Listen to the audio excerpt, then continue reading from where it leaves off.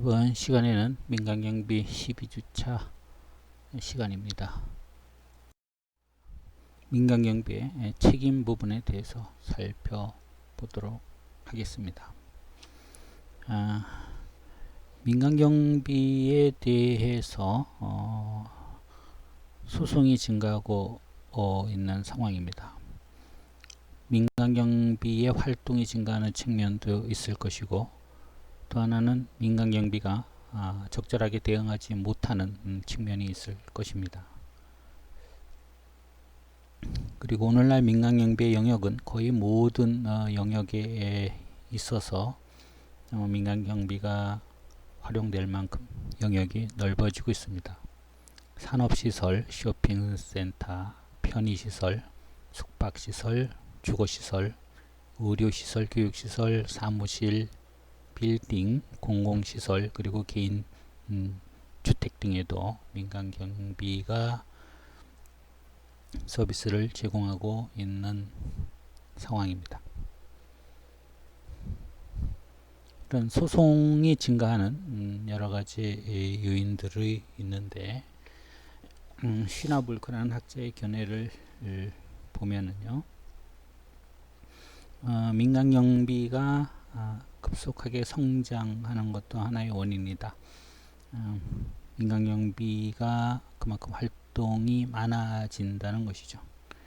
또 이렇게 많다 보니까 공중의 기대 수준이 높아진다는 겁니다. 민간경비에 대한 요구 수준이 높아지게 되는 것도 하나의 이유가 되고요. 또 민간경비에 대한 질적 수준의 문제를 제기하게 된다는 것이죠. 또 새로운 규제 관련 법들이 점점 생겨나게 되는 것이죠. 그리고 책임 보험의 이용 가능성도 증가하고 있습니다. 이런 보험이라는 것은 보험료를 덜 내거나 또는 보험금을 더 받기 위해서 소송으로 번질 가능성이 있다는 겁니다. 또 법률적 문제와 관련하여 자신의 권리를 주장하는 이런 개인들이 점차로 증가하고 있다는 것이죠. 또 타이치라는 학자의 견해로서 민간경비와 관련한 소송이 증가하고 있는 이유로는 민간경비가 시민과의 접촉이 점차 증가하고 있다는 겁니다. 많은 접촉 빈도의 증가는 많은 서비스를 제공하지만 그와 비례해서 문제점도 만들어낼 수 있다는 겁니다. 또 민간경비원은 자신의 행동에 대해서 일반 시민보다 책임을 더 져야 한다는 사회 인식이 형성되고 있다. 이런 이유를 들고 있습니다. 다음 장입니다. 시민의 기본권 침해와 구제 방법에 대한 일반적인 내용입니다.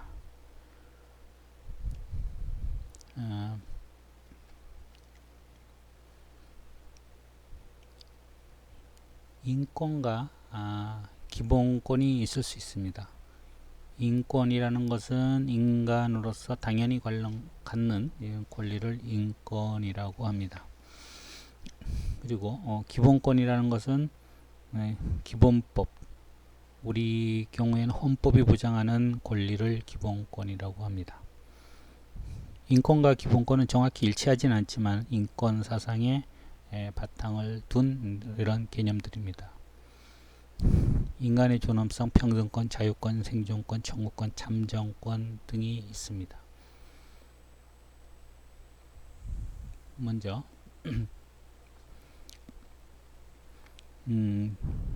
이런 기본권에 대한 내용들을 살펴보겠습니다.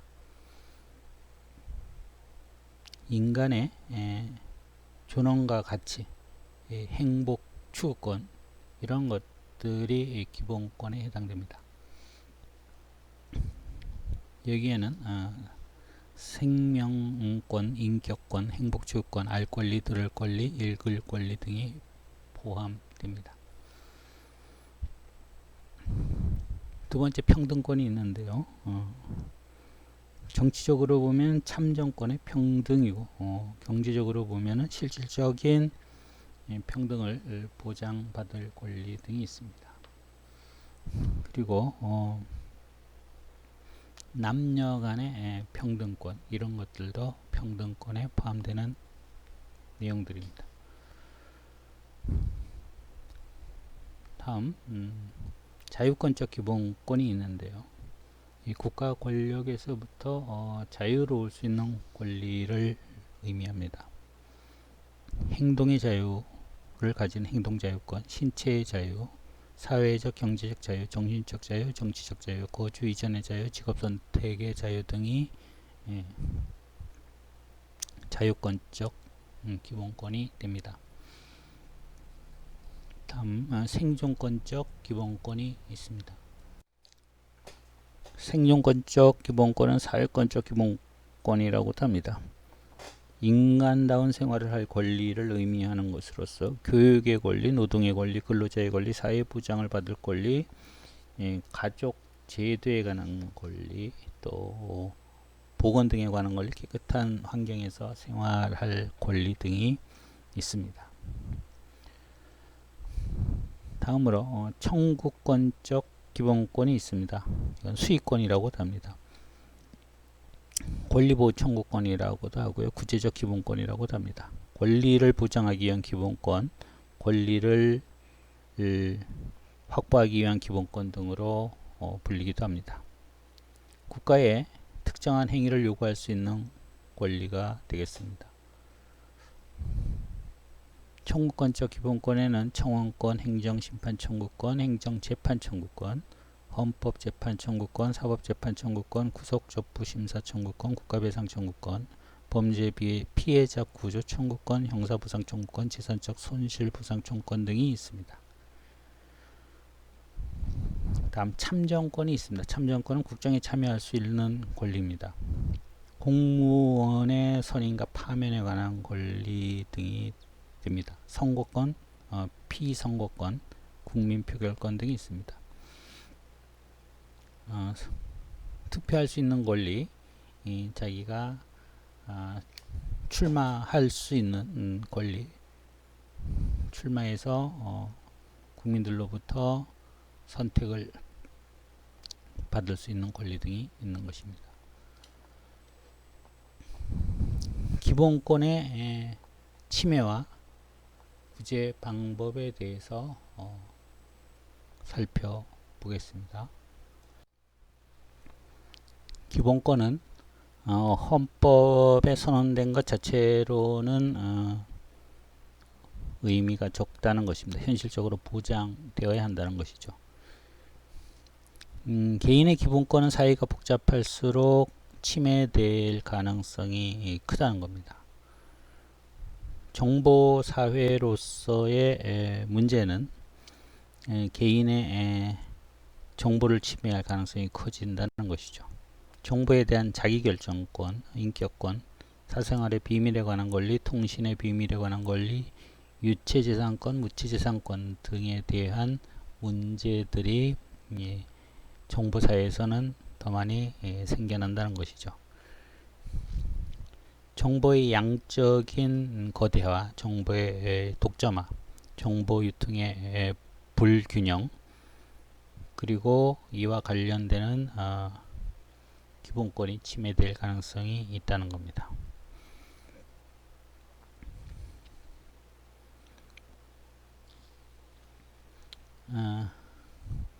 기본권이 누가 침해하느냐에 따라서 과거에는 국가 권력이 개인의 기본권을 침해하는 경우가 많았다고 한다면 최근에는 개인들에 의한 불법 행위로 인한 침해가 점점 문제가 되고 있는 상황입니다. 그래서 사인에 의한 기본권 침해를 구제하는 방법들이 것들입니다. 개인이 이 기본권을 침해했을 때도 법이 규정하고 있는 절차에 의해서 해야만 합니다. 자기 스스로의 힘에 의해서 자기의 권리를 되찾는 자력 구제는 원칙적으로 인정되지 않습니다. 다만 예외적으로 정당방위, 긴급피난, 자구행위 이런 경우에는 아주 엄격한 조건 하에서 인정되기도 합니다. 일반적으로 사인에 의한 기본권 침해의 구제 방법으로는 고소나 고발이 있습니다. 범죄 행위로 타인의 기본권을 침해하는 경우에는 고소나 고발을 통해서 처벌을 주장할 수 있습니다. 그렇게 다른 사람의 기본권을 침해한 경우에는 처벌의 대상이 되기도 합니다. 두 번째로 손해배상 청구 등 권리보호 청구가 있습니다. 민사상의 손해배상과 같이 이런 권리를 청구할 수 있습니다. 법원은 공정한 재판을 통해서 원과 피고 간의 권리를 찾아주어야만 합니다.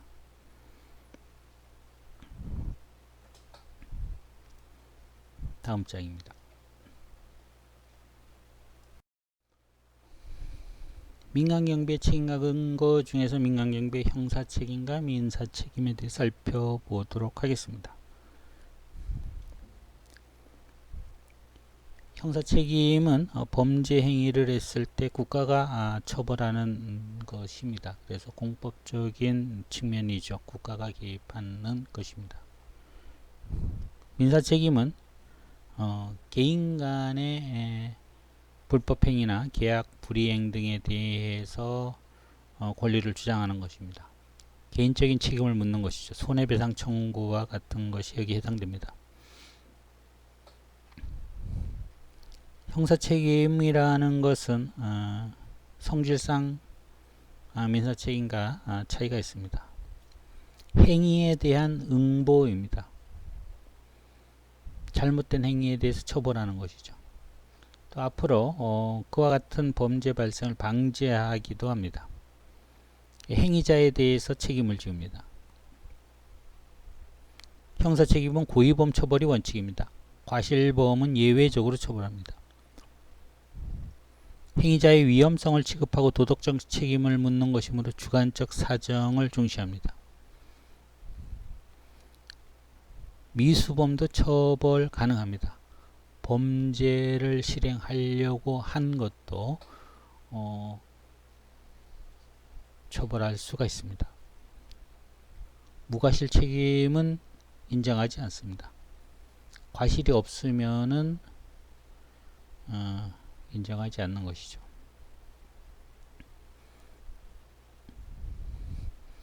민사책임은 피해자에게 생긴 손해를 보상하는 것입니다. 가해자에게 개인적 책임을 묻는 것이죠. 고의범, 과실범을 구분하지 않고 다른 사람에게 손해를 끼치면은 배상을 해야 되는 것입니다.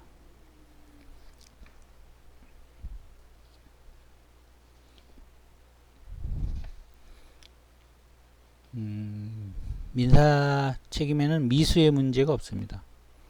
어떤 결과가 일어나지 않으면은 책임지지 않는다는 것이죠. 무과실 책임도 인정합니다. 잘못하지 않았지만 인정하는 경우가 있습니다. 민법에 있으면 건축물의 소유주에 대한 책임을 묻는 경우가 있습니다. 건축물을 잘 관리하려고 하였지만 건축물이 만약에 무너져서 다른 사람에게 피해를 입혔다면은 그 피해를 보상해야 되는 것이죠. 실제상 차이도 있습니다. 형사책임은 고의범을 처벌하고 매우 한정적으로 해석을 합니다. 민사책임은 피해자의 구제를 목적으로 하기에 보다 넓게 인정합니다. 그래서 민사재판과 형사재판의 결과가 다르게 나오기도 합니다.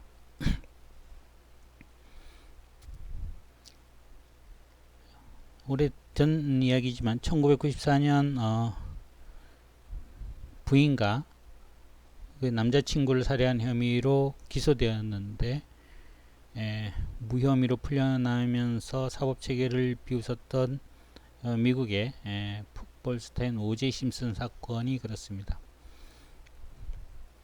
형사에서는 무죄를 받았지만 민사에서는 많은 그 책임이 인정되어서 소송 비용과 배상금을 물어냈습니다. 자신의 전 부인인 브라운 심슨 그리고 그 친구를 살해한 혐의로 이름이 골드먼이라고 하는 친구를 살해한 혐의로 기소되었는데 수사 과정과 결과에서 허점을 파고들어서 형사재판에서는 무죄를 받았습니다. 그러나 피해자 가족이 제기한 민사소송에서는 유죄가 인정되어서 소송 비용과 배상금을 물어내느라고 집도 팔아야 되고 선수 시절 받은 트로피까지 팔았다고 합니다.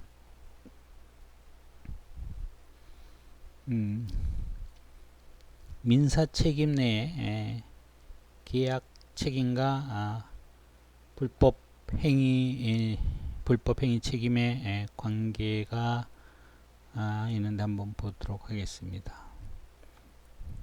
계약 책임은 계약에 의해서 채권 채무 관계에 있는 사람들 사이에 발생하는 책임이 계약 책임입니다. 불법행위 책임은 일반 시민들 사이에서 발생할 수 있는 책임입니다.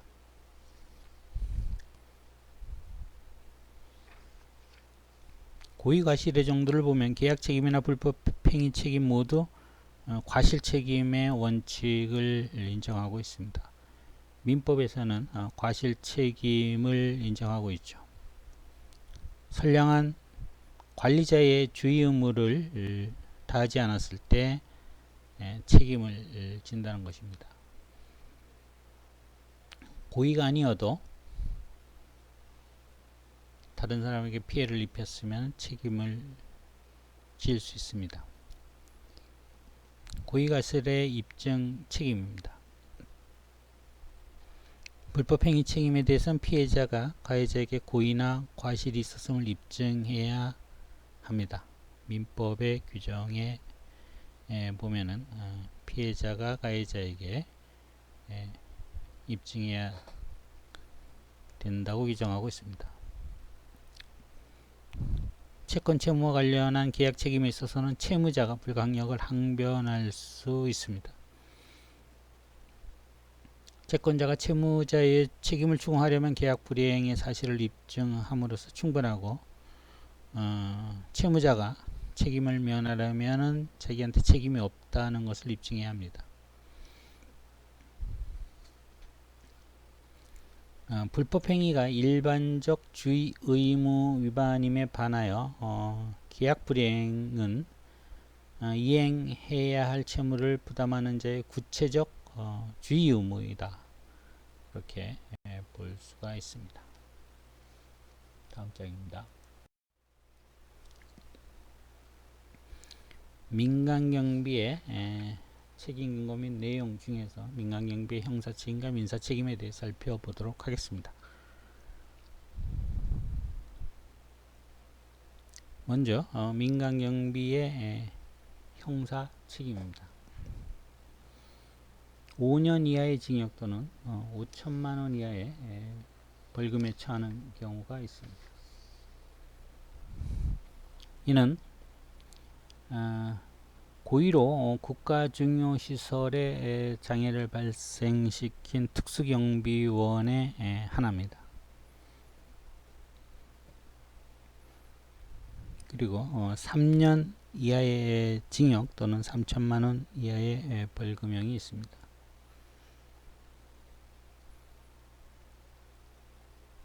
허가를 받지 않고 경비업을 영위한 자가 여기에 해당됩니다. 무허가 영업이 되는 것이죠. 또 비밀 누설에 해당되는 경우입니다. 과거나 현재 임직원이 포함되고요. 비밀을 누설하거나 부당한 목적을 위해서 사용한 자가 해당됩니다. 경비 업무의 중단을 통보하지 않거나 경비 업무를 즉시 인수하지 아니한 특수경비업자 또는 경비대행업자가 해당됩니다. 중요 시설에 특수경비를 하는 경우에 이런 경비 업무가 중간에 단절이 되면은 되지 않는 것이죠. 이런 것들을 강제하기 위한 규정입니다. 집단 민원 현장에 경비원을 배치하면서 허가를 받지 않은 자에게 경비 업무를 도급한 경우도 해당됩니다. 집단 민원 현장에 20명 이상의 경비 인력을 배치하면서 그 경비 인력을 직접 고용한 자도 3년 이하의 징역, 3천만원 이하의 벌금에 처할 수 있습니다. 경비업법에 의하면 누구든지 집단 민원 현장에 경비 인력을 20명 이상 배치하려고 할 때는 그 경비 인력을 직접 고용하여서는 안 되고 경비업자에게 경비 업무를 도급해야 한다라고 되어 있습니다. 경비업자의 채용 시 무자격자나 부적격자 등을 채용하도록 관여하거나 영향력을 행사한 도급인도 3년 이하의 징역 또는 3천만 원 이하의 벌금에 해당됩니다. 과실로 인하여 국가중요시설의 정상적인 운영을 해치는 장애를 일으킨 특수경비원이 해당됩니다. 고의로 했을 경우에는 5년 이하의 징역 5천만 원 이하의 벌금이고, 과실로 했을 경우에는 과실로 중요시설의 정상적인 운영을 해치는 행위를 했다. 그래서 장애를 일으켰다. 고의로 했으면 5년 이하의 징역 5천만 원 이하의 벌금, 과실인 경우에 3년 이하의 징역 또는 3천만 원 이하의 벌금에 처해집니다. 특수경비원으로서 경비구역 안에서 시설물의 절도, 손괴, 위험물의 폭발 등의 사유로 인한 위급사태가 발생했을 때 시설주, 또 관할 경찰 관서장 및 소속 상사의 직무상 명령에 복종하지 않거나 소속 상사의 허가 또는 정당한 사유 없이 경비구역을 벗어난 경우에 해당됩니다. 또 경비원에게 경비 업무의 범위를 벗어난 행위를 하게 한 자, 또 3년 이하 징역 3천만 원 이하의 벌금에 처하도록 되어 있습니다. 다음 2년 이하의 징역 또는 2천만 원 이하의 벌금에 처하는 경우인데, 이건 한 가지가 되어 있습니다. 28조 3항에 있는 내용입니다. 정당한 사유 없이 무기를 소지하고 배치된 경비구역을 벗어난 특수경비원이 해당됩니다. 무기를 소지하기 때문에 그 위험성을 높게 판단하고 있는 조항입니다. 1년 이하의 징역 또는 1천만 원 이하의 벌금에 해당되는 내용입니다. 시설주로부터 무기의 관리를 위하여 지정받은 책임자, 관리 책임자죠. 관리 책임자가 무기 출납부 및 무기 장비 운영 카드를 비치 기록하지 않은 경우, 또는 관리 책임자가 무기를 직접 지급하거나 회수하지 않은 경우에 해당됩니다. 쟁의 행위를 한 특수경비원도 1년 이하의 징역 또는 1천만 원 이하의 벌금에 해당됩니다. 경비업법 제15조 제3항에는 특수경비원은 파업되어 그 밖에 경비 업무의 정상적인 운영을 저해하는 일체의 쟁의 행위를 해서는 안 된다고 규정하고 있습니다. 경비 업무의 범위를 벗어난 행위를 한 경비원이 1년 이하의 징역 1천만 원 이하의 벌금에 처해질 수 있습니다. 경비업법에 정한 장비 외에 여기에는 경적, 단봉, 분사기 등 비교적 중대한 것으로 볼 수 있는 것이 아닌 이런 장비들입니다. 이런 것 외에 흉기 또는 그 밖의 위험한 물건을 휴대하고 경비 업무를 수행한 경비원 또는 경비원에게 이를 휴대하고 경비 업무를 수행하게 한 자, 1년 이하의 징역 1천만 원 이하의 벌금에 처하도록 있습니다. 경적, 단봉, 분사기 등 정해진 장비만 사용해야 되는 것이죠. 경찰 관서장의 배치 폐지 명령을 따르지 아니한 자, 또 지방경찰청장 또는 관할 경찰 관서장의 경비업자 및 경비원에 대한 위반 행위의 중지 명령을 따르지 아니한 자 등 이런 경우에 1년 이하의 징역 또는 1,000만 이하의 벌금에 처해질 수 있습니다. 다음 형의 가중처벌과 양벌 규정이 있습니다.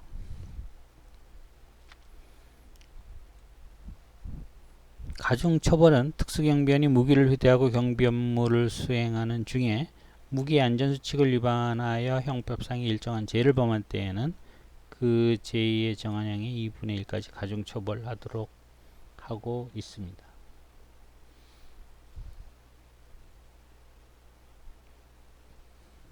또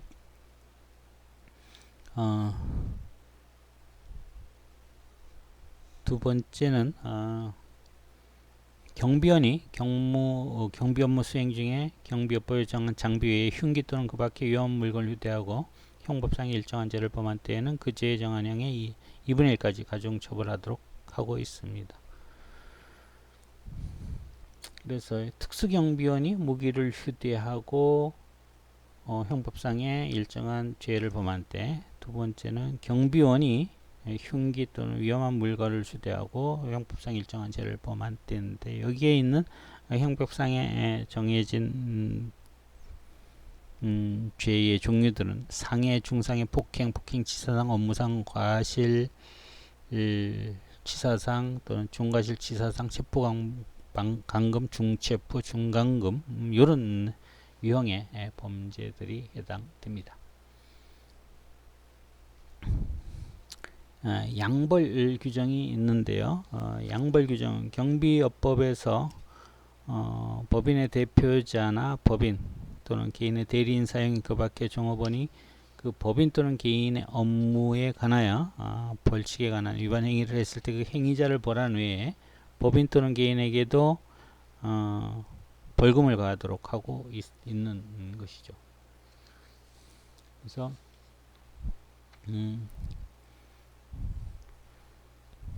다만 법인이나 개인, 여기 개인은 아마도 그 업무를 시키는 이런 사람, 이런 역할을 하는 사람이 될 수 있습니다. 그런 사람들이 이 위반 행위를 방지하기 위해 해당 업무에 관하여 상당한 주의와 감독을 했다는 것이 인정되는 경우에는 처벌하지 않도록 하고 있습니다. 규정을 정해 놓고 있지만 이 참 입증하기가 쉽지 않은 부분들이 있습니다. 민간경비의 민사 책임 부분입니다.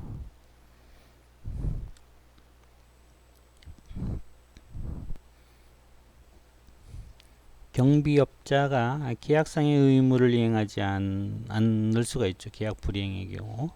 또 업무 집행 과정에서 타인의 권리나 이익을 불법적으로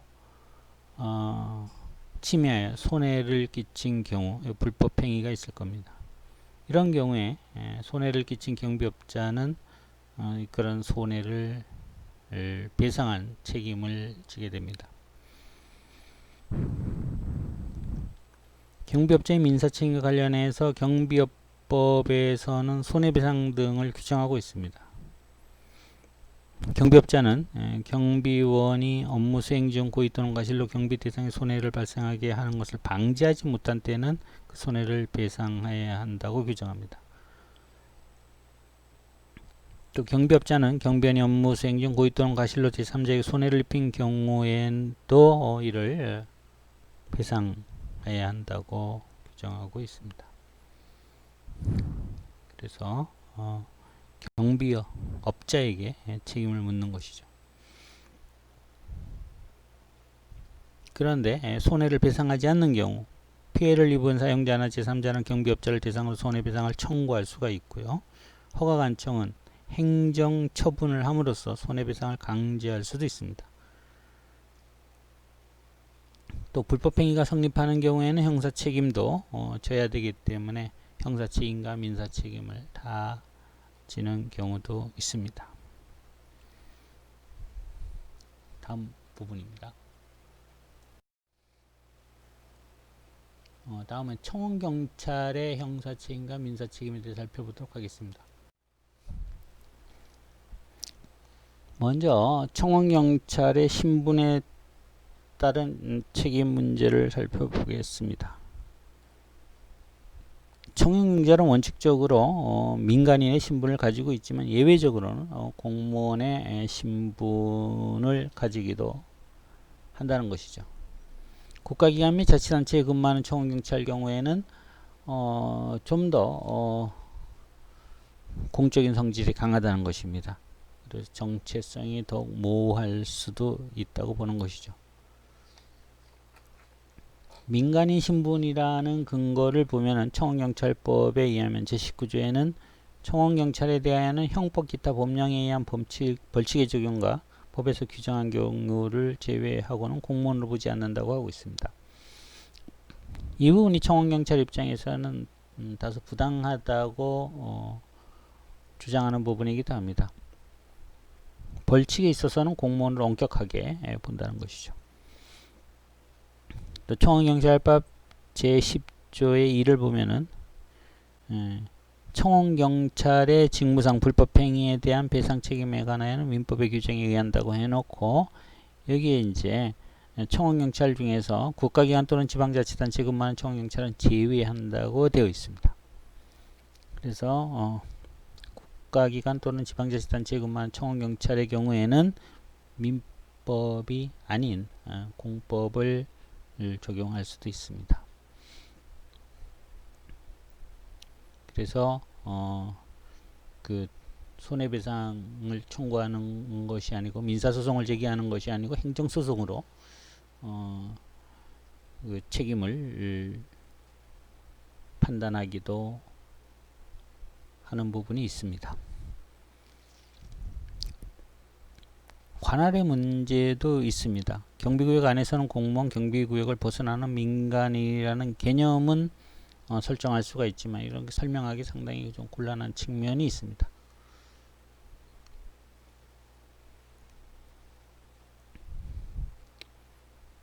그리고 공무원의 신분도 가질 수가 있습니다.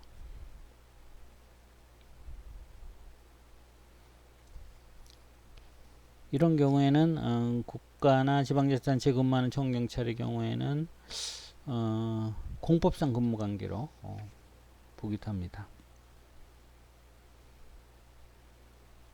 판례를 보면은 국가나 지방자치단체에 근무하는 청원경찰은 국가공무원법이나 지방공무원법상의 공무원 아니지만은 다른 청원경찰과는 달리 그 임용권자가 행정기관의 장이고 국가나 지방단체로부터 보수를 받으며 산업재해보상보험법이나 근로기준법이 아닌 공무원 연금법에 따른 재해보상과 퇴직급여를 지급받고 있으며 직무상의 불법행위에 대해서도 민법에 하는 국가비상법이 적용되는 등의 특징이 있다는 것이죠. 그 외에 임용 자격이나 직무, 복무, 의무 내용 등을 종합해 볼 때 근무관계를 사법상의 고용계약 관계로 보기는 어려우므로 그에 대한 징계 처분의 시정을 구하는 소송은 행정소송의 대상이다. 이렇게 본 예가 있습니다.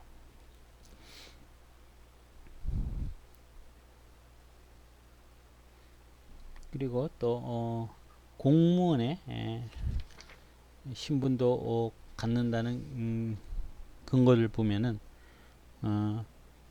청원경찰 임용할 때 있어서 국가공무원법의 결격사유에 해당하는 내용들 이런 것들을 적용한다는 것이죠. 그래서 국가공무원법 제33조 결격사유인데 여기에 결격사유에 해당하는 자는 청원경찰로 임용될 수 없다라고 규정한 것들이 있습니다. 판례도 보면은 공무원 임용 결격 사유에 해당하는 자를 배제했다. 청원경찰로 채용하는데 이것은 타당하다. 이렇게 판례가 있습니다. 이런 판례가 난 적이 있습니다. 또 청경찰법에 의하면은 복무에 관해서는 국가공무원법의 규정들을 준용하는 부분들이 있습니다.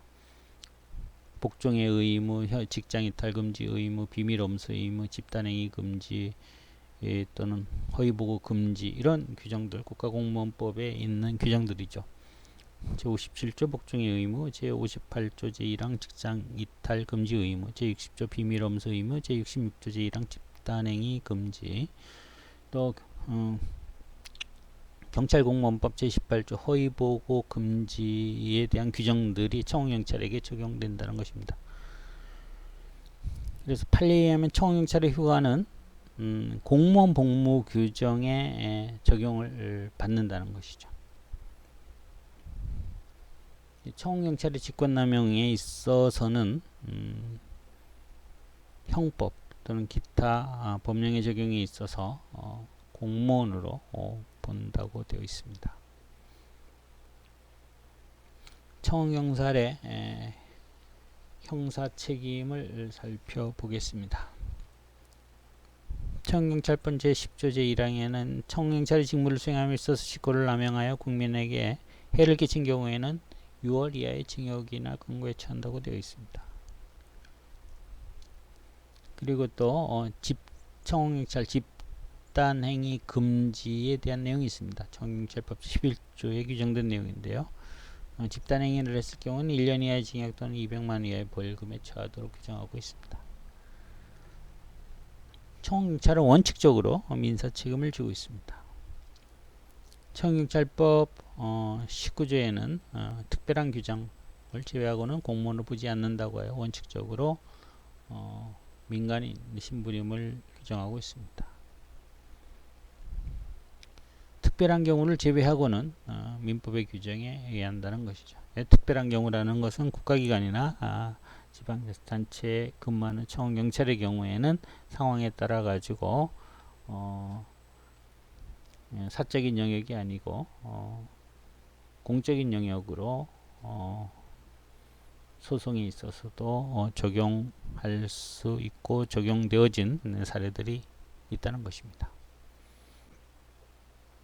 다음 장입니다. 민간 경비의 책임 관련 사례들입니다.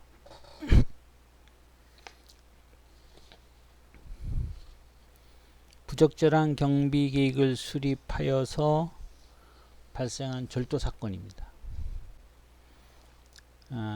사건의 개요를 보면은 경비업체는 보석 상정 업주와 도난 방지 업무를 제공하기로 하고 경비 계약을 체결하였습니다.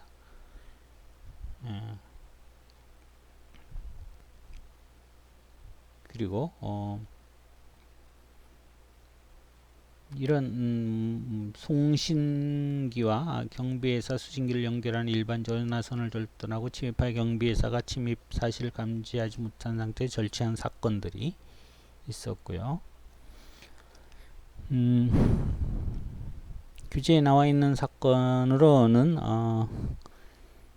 골프 용품점에 침입 절도가 일어난 사건이 있었습니다. 자석 감지기가 있었고, 음향 감지기가 있었고, 열선 감지기가 있었고, 이런 것들이 있었다는 것이죠. 탐지 거리가 8m, 음향 감지기는 4m 떨어진 곳에 설치돼서 고양이 크기 이상 물체가 움직일 경우에 신호가 송출되도록 해놨다는 것입니다. 음향 감지기는 탐지 거리가 8m 이라는 것이죠. 그런데 강화 유리벽에서 4m 떨어진 곳에 설치됐다는 것입니다. 또 이 주인은 최고 3억 2천만 원을 보상받을 수 있는 보험에 가입해 놓았다는 것이죠.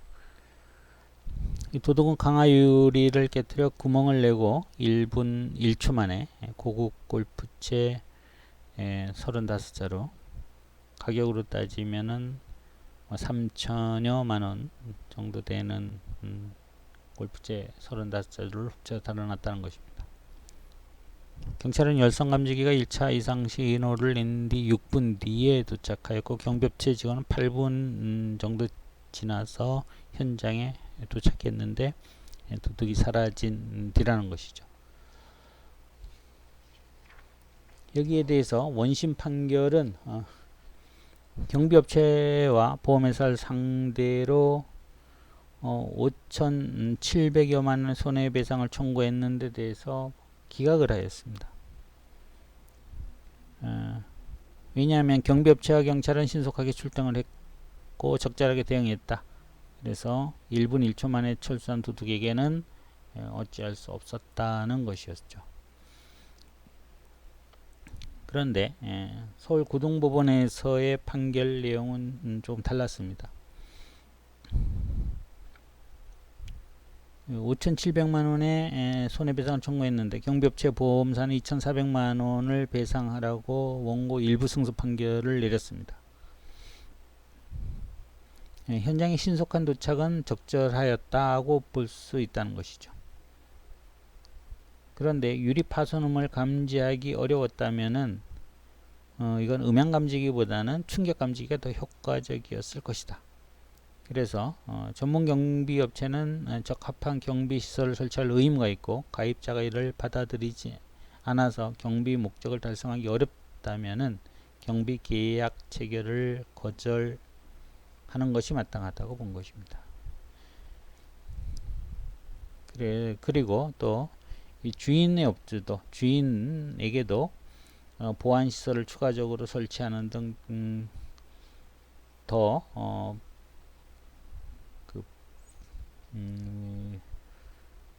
도난 방지 업무를 더 주의해야 하는데 이를 소홀히 한 측면이 있어서 업체의 책임도 인정하였지만은 경비업체와 보험회사에서도 특히 경비회사 같은 경우는 충분히 계획에 문제가 있었다 이렇게 본 것이죠. 다음 화재 사건입니다. 화재 사건. 경비회사는 의류 상설 할인 매장에 대한 방법 업무 제공만을 목적으로 경비 계약을 했는데 절도범이 점포의 환풍기 창문을 부수고 침입하였다는 것이죠. 도난 방지 장치가 작동해서 출동요원이 출동했습니다. 혼자 손전등을 휴대하고 사고 점포에 도착하니 점포 계산대 근처에서 불빛이 움직이는 것을 보고 손전등을 비추자 절도범이 도주하면서 화재가 발생하면서 점포 내 의류가 타기 시작했다는 것입니다. 출동요원은 차량으로 가서 관제본부에 화재를 보고하고 보고 후에 점포로 돌아오는 도중에 범인으로 추정되는 사람을 보고 100여 미터 정도 추격하다가 못 잡고 돌아와서 화재를 진압하였다는 것입니다. 그런데 그 사이에 점포의 의류가 불에 타버렸다는 것이죠. 그런데 여기서 중요한 것은 방범 행위의 화재 예방까지 포함될 것인가의 문제입니다. 그런데 방범 활동을 하는 데 있어 쫓겨 달아나다가 화재를 일으킨 경우에는 경비회사의 책임이 있다라고 판결을 한 사례입니다. 경비시설 내에서 제3자가 범죄자로부터 피해를 입은 사건이 있습니다. 경비회사는 주택에 대한 방법 업무 제공과 주택 사용자의 인명과 재산 보호를 목적으로 경비계약을 체결했는데 여기에서 그 집주인인 부인이 자기가 알고 있는 개원과 함께 개모임을 하던 중에 강도가 들어왔다는 것이죠. 그래서 개원들이 소지하고 있던 현금 및 통장을 뺏어 가지고 갔는데 부인이 주택에 설치되어 있는 비상통보 스위치를 눌렀으나 경비회사는 이상 정보를 수신하지 못하고 강도가 떠난 2시간 뒤에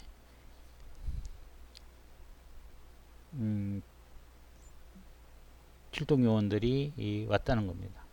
그래서 부인과 개원 여러 명이 4명이 경비회사를 상대로 손해배상을 청구했는데 판결을 보면은 부인에게는 경비회사가 계약을 했기 때문에 손해배상을 인정했지만 다른 사람에게는 인정하지 않은 이런 판례가 있었습니다.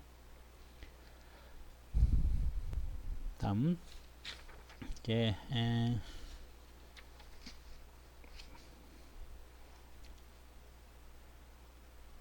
면책 규정 관련된 사건 하나 보도록 하겠습니다. 경비업체는 금은보석장과 경비계약을 체결하였는데 그 창문을 막아놓은 합판을 뚫고 침입하여 진열장에 있는 기금속을 졸지에 갔다는 것입니다. 근데 원심에서는 손해배상 책임을 인정하였다는 것이죠. 경비업체가 배상 책임이 있다라고 한 것입니다. 그런데 여기에 이제 보면 보통 경비계약사항에 보면 금은방은 현금 및 기증품을 되도록 금융기관에 예치하고 경비 대상물 내에 보관을 피해야 하며 부득이한 경우에는 고정금고나 대형금고에 보관하여 시정하여야 한다. 시정한다는 것은 열쇠 장치를 한다는 것이죠. 경비업체는 금은방이 위 사항을 준시하지 아니하여 발생한 경우에 책임을 지지 않는다라는 계약 규정이 있는데 이런 경우라면은 금은방에만 책임을 많이 묻게 된다는 것이었죠. 경비회사는 사실 경비를 받아가면서 중요한 것들은 은행에 맡겨야 된다, 아니면 대형 금고에 맡겨야 된다. 이런 경우에는 사실 경비회사가 아무 일도 하지 않고 경비료만 받아가는 결과를 초래할 수 있다는 것입니다. 대법원 경우에는 판결을 보면은 계약 당시 범인이 심판 쪽에 감지기를 설치해 줄 것을 요청했으나 현 시설로도 충분하다고 조치를 해주지 않았다는 것입니다. 그리고 경비업체 직원이 열 감지기에 스카치 테이프를 붙여서 감도를 떨어뜨린 측면이 있다는 것이죠. 그래서 보석점에 벽면에 설치되어 있는 창문이 외부에 연결되어 있고 창문을 합판으로 막아 놓았기 때문에 외부 침입 가능성이 높았던 이런 면이 있다는 것입니다. 또 미국의 예를 들면은 경비원이 시민을 도둑으로 오인하여 폭행한 사건이 있었습니다. 그리고 또 과실에 의한 불법 행위 책임에 대한 내용들이 있습니다.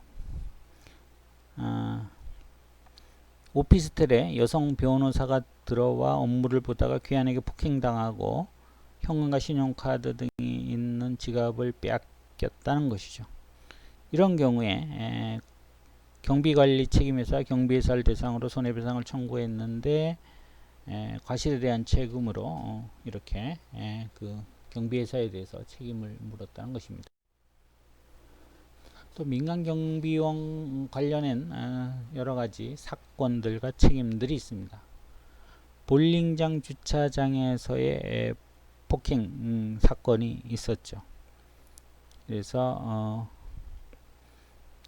테일러라는 여성이 볼링장 내에서 있는 칵테일바에 있었는데 한 남자가 접근해서 귀찮게 하여서 근무하는 경비원에게 도움을 청하고 그 남자를 밖으로 쫓아내 줄 것을 요구하였는데 문 닫을 시간쯤 경비원이 그 남자가 주차장에서 기다리고 있으니 주의하라고 경고하였고 여성은 주차장에서 기다리고 있던 남자에게 폭행을 당한 이런 사건들이 있었습니다.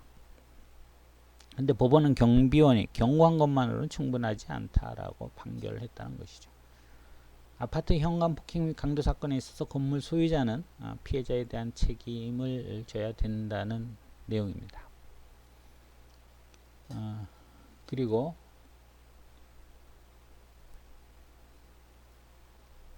식당 주차장에서 폭행 사건이 있었는데 피코라는 사람은 식당 손님으로 식사를 왔다가 조명시설이 제대로 설치되지 않은 식당 뒤 주차장에서 폭행을 당했다는 것입니다.